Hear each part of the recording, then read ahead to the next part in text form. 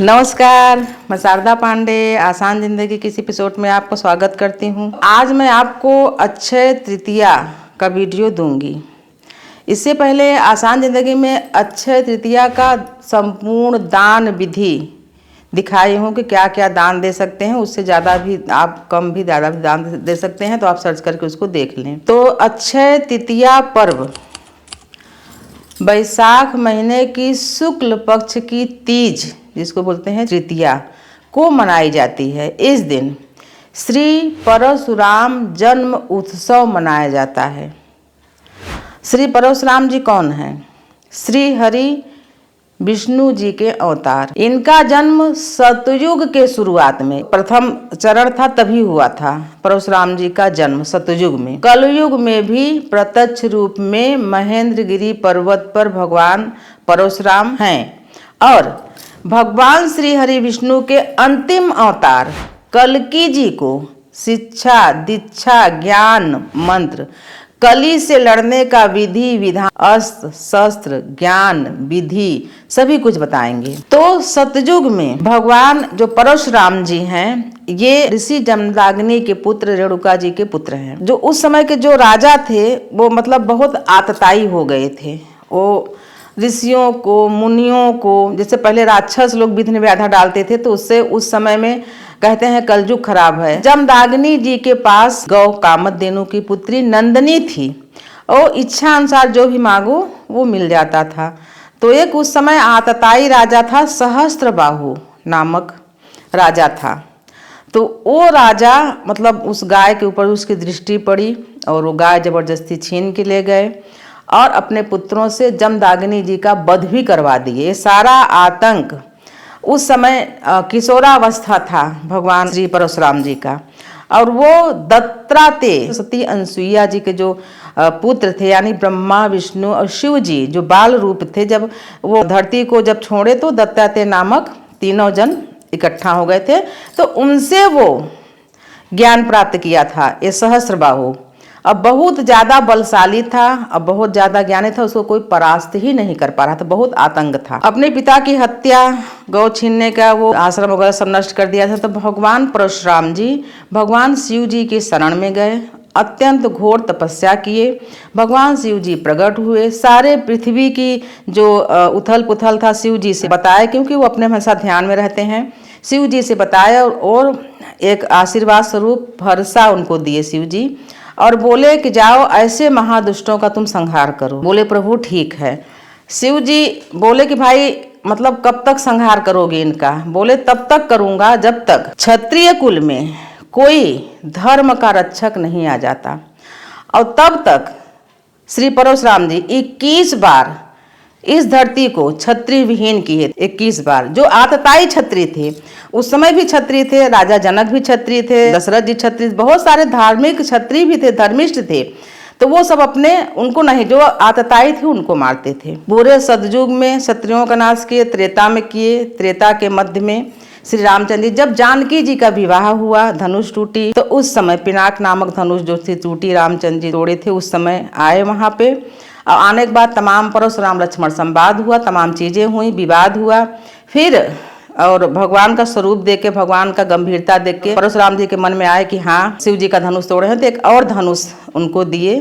तो बोले इस पर चाप चढ़ाओ, तब मैं मानूंगा कि हाँ तुम कुछ हो। फिर भगवान ने उस पर चाप चढ़ाया, जो कि कहते हैं कि राम रमापति करधन लेहूँ, खींचहूँ चाप मिटे संदेहूँ। जब उस पर करधन को चढ़ा दिए तो परशुराम जी बोले कि हाँ एक समय में 2 अवतार धरती पर नहीं रह सकते। उनको प्रणाम करते हैं, बोले प्रभु अब आप आ गए हो। अभी तक मैं क्षत्रियों का वध किया हूँ 21 बार, अब आप आ गए हो।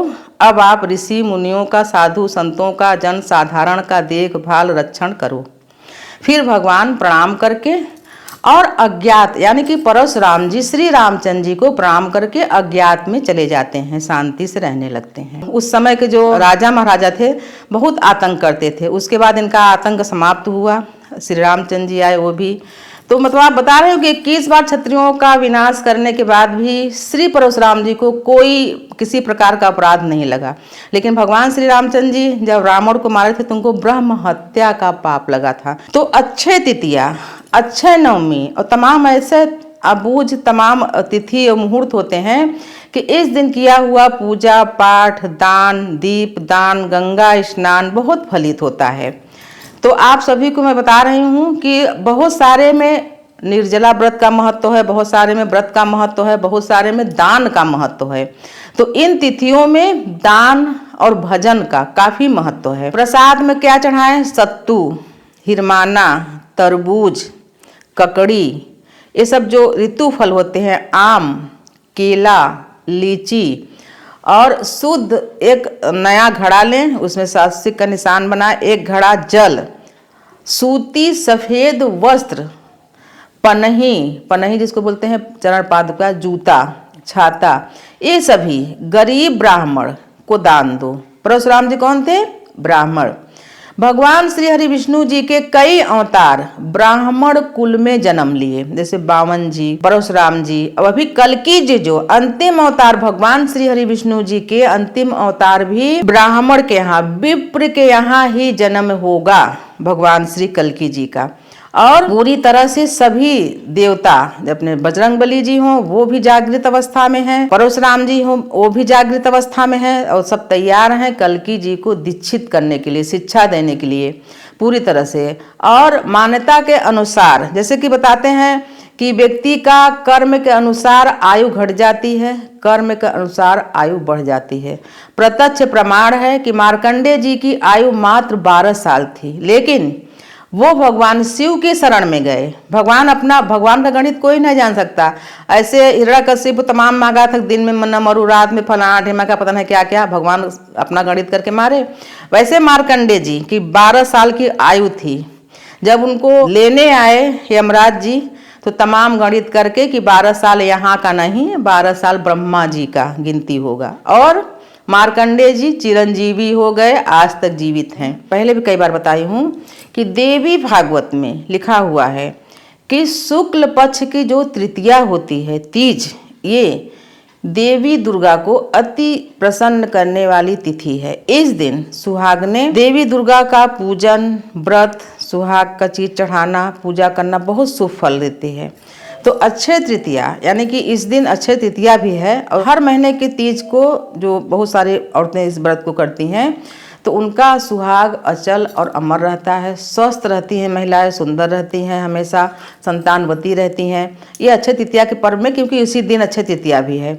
अक्षय तृतीया का पूजा जैसे आप करोगे तो एक चौकी पर सफ़ेद वस्त्र या पीला वस्त्र बिछा के, अष्टदल कमल बना के, कलश रख के, विधिवत भगवान श्री हरि विष्णु जी का, तो बहुत सारे हम एक पूजा करके भी दिखाए हैं आसान जिंदगी में, उसको भी सर्च करके देख लें आप। अभी टाइम है, आप चाहो तो मंगवा सकते हो। भगवान परशुराम जी की भी फोटो मढ़ी मूर्ति न मंगाएं, ना हो तो विष्णु जी की भी पूजा करें।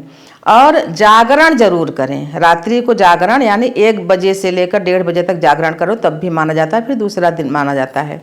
जागरण करें। दान का बहुत महत्व है। ब्राह्मण को गौ दान करना, जैसे कि नंदिनी नामक जो गौ थी वो सहस्त्रबाहु लूट के ले गया था जमदागिनी के आश्रम से, तो क्योंकि ब्राह्मण को खीर बहुत पसंद है, खीर और पूड़ी खिलाना, गौ दान करना, जो अग्निहोत्री ब्राह्मण होते हैं उनको गौ दान करना, जो अपने यहाँ गाय को रख के उसका दूध पिए, दूध वाली और बछड़े वाली गाय दान करें, जिन सर्वसमर्थ हैं, जो लक्ष्मीवान हैं, वो उनको दान भी करना चाहिए।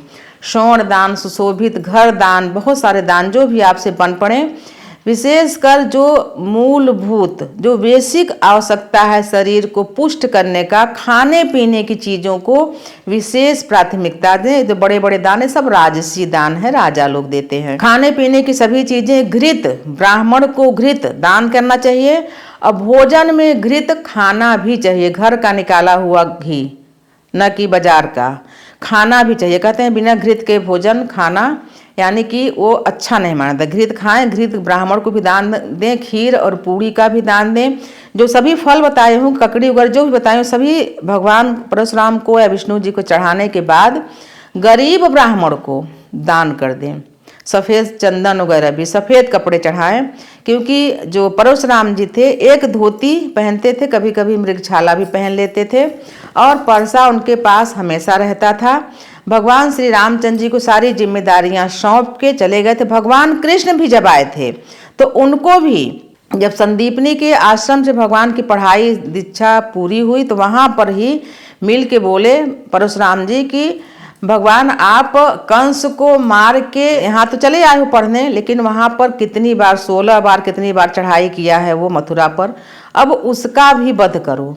तो सुदर्शन नामक चक्र जो था परशुराम जी, जो कि श्री हरि विष्णु जी का है, वो श्री कृष्ण जी को देते हैं। अब बोलते हैं अब आपका युग आ गया है कि आप भी आतताइयों को मारें, या जिनके हाथों से जिसकी मृत्यु लिखी है उसको मार्ग दिखाएं। जैसे कई बड़े बड़े दैत्यों को तो भीम से मरवाए थे भगवान श्री कृष्ण बता के, कई योजना से बहुत सारे राक्षसों को, किसी को चादर ओढ़ा दिए, किसी को राक्षस को देखा तो भस्म हो गया, बहुत सारे। ये भगवान कृष्ण अपने जब उनका संघर्ष का समय यानी जब दुष्टों को मारने के समय आया तो उन सभी दुष्टों को सफाया किए। तो इस युग में यानी कि द्वापर युग में भी श्री परशुराम जी भगवान जी को आशीर्वाद दिए कि तुम विजय हो और ये सुदर्शन को रखो। सुदर्शन से ही शिशुपाल का भी वध किए थे। फिर उसके बाद भगवान श्री कृष्ण के साथ वो भी सुदर्शन लुप्त हो गया। अब कल्कि जी को भगवान अपने आशीर्वाद के साथ अस्त्र शस्त्र विद्या वो सभी कल्कि जी को देंगे। प्रत्यक्ष में महेंद्र गिरी से आके सभी कुछ भगवान को सिखाएंगे। तो आपको मैं परशुराम जयंती के बारे में विस्तार से वीडियो बताई हूँ। आगे जितने भी पर्व हैं उसके सभी वीडियो आपको मैं दूंगी और अच्छे अच्छे उपायों को वीडियो दूंगी और अच्छे अच्छे व्यंजनों को वीडियो दूंगी। तो आप सभी हमारे चैनल आसान ज़िंदगी को सब्सक्राइब कर लें, लाइक कर लें, हाइप कर लें, हमारे साथ बने रहें, देखते रहें आसान ज़िंदगी। तब तक के लिए नमस्कार।